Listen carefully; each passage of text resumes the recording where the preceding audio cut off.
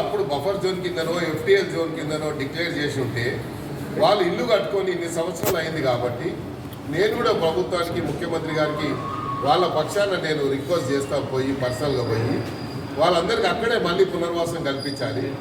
మూసీ నది మీద మాత్రం మూసీ ప్రక్షాళన అవసరం రాబోయే తరాలకు కానీ, లేకపోతే మూసీ గత 20-30 సంవత్సరాల కింద ఒకసారి మూసీ పొంగి పొరిలినప్పుడు అక్కడ ఉన్న గౌలిగూడ డిపో మొత్తం మునిగిపోయింది. అదేవిధంగా మూసీ నాల మీద ఉన్నందరూ కూడా కొట్టుకుపోయి ఎంతో ప్రాణ నష్టం, ఆస్తి నష్టం జరిగింది ఆ రోజులు. కాబట్టి అలాంటి పరిస్థితి మళ్ళీ ఉత్పన్నం కావద్దనేది ఆలోచనతోనే కేసీఆర్ గారే ఒకటి మూసీ బోర్డు ఒకటి ఏర్పాటు చేసి దానికి 10,000 కోట్ల రూపాయలు ఇచ్చి అప్పుడు మూసీ మీద కేసీఆర్ గారు మాట్లాడిన మాట నేను మీకు చూపిస్తాను.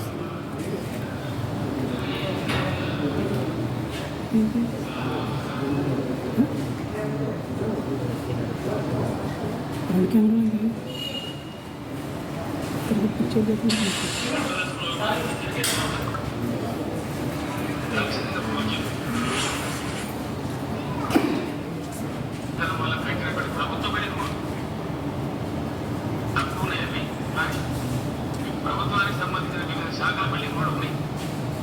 అంత గొప్ప పరిపాలన గతంలో జరిగింది కాబట్టి క్రమంతా ఎక్కడ చెప్పింది ఇది చేయాలంటే దీనికి కావాల్సిన వ్యయం 11,000 కోట్ల రూపాయలు. ఇది ఒక నెలల వరకు మర్నాటి వరకు కాదు, అవుతుందన్నట్టుగా కావాలనుకున్నాం మాట్లాడుతున్నాం.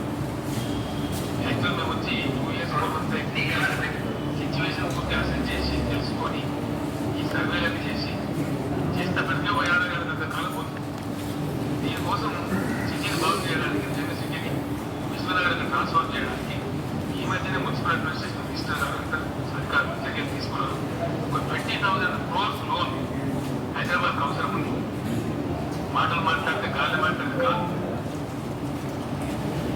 ఊరికే బాధ్యత లేకుండా మాట్లాడితే ఇలా మాట్లాడచ్చు. కూడా దాదాపు 3-4 సంవత్సరాలు 5 సంవత్సరాలు శ్రమిస్తే కాదు. ఈరోజు హైదరాబాద్ పాడైన రోడ్లు కూడా చాలా తక్కువ పర్సెంట్, నాకు తెలిసి ఒక 90,000 మీటర్లు అయింది. మీటర్ల రోడ్డు ఉంది హైదరాబాద్. 90,000 స్క్వేర్ మీటర్స్ రోడ్స్ తిరిగి ఉన్నాయి హైదరాబాద్. హైదరాబాద్లో ఉండే రోడ్లను తిరిగి హైదరాబాద్ సిటీ ఇది అబౌట్ 9,000 కిలోమీటర్స్. ఇది 90,000 చదరపు మీటర్లు. ఏమంటున్నాము అప్పుడు ఒక మాట ఇప్పుడు ఒక మాట హరీష్ రావు ఎందుకు మాట్లాడుతున్నాం. ఇప్పుడేమో శివాల మీద పాలాలు ఎత్తుకునే పని. అప్పుడు ఈడీల రాజేంద్ర కూడా మినిస్టర్ కదా క్యాబినెట్లో, అప్పుడు తెలియదు ఆయనకి. ఇప్పుడు ప్రభుత్వాన్ని బదనాం చేయాలి, ప్రజల్ని భయప్రాంతులు చేయాలి, ప్రజల్ని మరి పానిక్ చేయాలి. ప్రజల ద్వారా ముఖ్యమంత్రి గారి వాళ్ళ సొంత కార్యకర్తల్ని తీసుకొచ్చి ముఖ్యమంత్రి గారి మీద మరి శాపనార్థాలు పెట్టడు, మరి ఆ ముఖ్యమంత్రి గారి మీద అనరాని బాధ కలుగుతాం. కాబట్టి హైదరాబాద్లో ఇప్పుడు ఏదైతే స్లమ్ ఏరియాస్ కింద ఉన్నాయి డిక్లేర్ అయినాయో, అప్పుడు ఉన్నటువంటి 20 సంవత్సరాల కింద బఫర్ జోన్ ఏదో జోన్ కింద డిక్లేర్ అయి ఉంటే వాళ్ళందరి యొక్క శాపనార్థాలు మనకు అవసరం లేదు. వాళ్ళకి అక్కడే మళ్ళీ పునర్వాసం కల్పిస్తే మన ప్రభుత్వానికి మంచి పేరు వస్తుంది. ప్రభుత్వంలో ముఖ్యమంత్రి గారు ఉన్నారు కాబట్టి ముఖ్యమంత్రి గారు చేయగలుగుతారు. వీళ్ళు ఏం చేస్తారు, ముసలి కన్నీళ్లు కాల్చి వాళ్ళని ఇంకా భయప్రాంతాల గురించి రెచ్చగొట్టి వాళ్ళ పబ్బం గడుపుకోవడానికి బీఆర్ఎస్ పార్టీ బీజేపీ కుట్ర చేస్తాం. కాబట్టి ఈ రెండుటి మీద మేము తీవ్రంగా వ్యతిరేకిస్తున్నాము. ఈరోజు హైదరాబాద్ ఒక ప్రజాప్రతినిధిగా 20 సంవత్సరాల నుండి హైదరాబాద్ ప్రజల యొక్క నాడి తెలిసిన వాడిగా, 6 సార్లు ఎమ్మెల్యేగా గెలిచిన వాడిగా, హైదరాబాద్ ప్రజల ఆవేదన తెలిసిన వాడిగా, ముఖ్యమంత్రి గారి మీద శాపనార్థాలు మరి అర్ధనాదాలు ఇవన్నీ కూడా ముఖ్యమంత్రి కుటుంబం మీద ప్రభుత్వం మీద వాళ్ళు వాడుతున్నటువంటి పదజాలానికి తీవ్రంగా ఖండిస్తూ ప్రజల పక్షాన తప్పకుండా ప్రజల పక్షాన నిలబడతాము. వీళ్ళ ఆవేదన ముఖ్యమంత్రి గారి దృష్టికి నిర్ణయం తీసుకెళ్ళడం జరిగింది.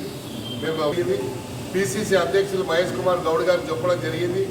దీనివల్ల ప్రభుత్వానికి మన చెడ్డ పేరు వస్తుంది, మన నుండి అప్రమత్తంగా కావాల్సిన అవసరం ఉంది. అవసరమైతే ప్రజాభవన్లో ఈ కూలిపోయిన వారికి మేము అక్కడే మళ్ళీ ఇస్తామని చెప్పి ఒక అష్యూరెన్స్ మనం ఇవ్వాల్సిన అవసరం ఉంది. ఏవైతే నిజంగా నాలాల మీద అంటే మూసీ మీద ఉన్నాయనుకోండి, నిజంగా పూర్తిగా చెరువులోనే ఉన్నాయనుకోండి, వారికి మనం కౌన్సిలింగ్ చేసి వాళ్ళని ఆల్టర్నేట్ చెప్పాలి.